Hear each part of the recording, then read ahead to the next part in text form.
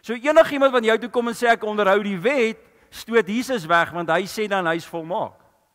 En niemand kan volmaak wees nie. Okay, so is julle met my. Okay. So in hierdie gedeelte in Lukas 22 praat hulle van die laaste Paasfees en daar's 'n gedeelte wat Jesus eintlik iets so mooi sê.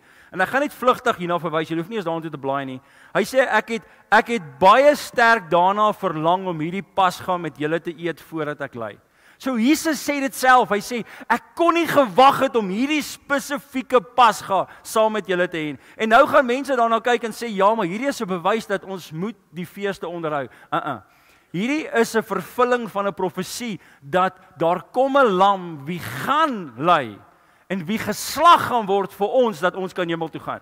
En dis wat eintlik hier gebeur. Koning Jesus sê vir hulle, hierdie is die Pasga van alle Pasgas. Hierdie is die een waar ek vir julle sê ek gaan ly. Hierdie is die een waar dit wat gebeur het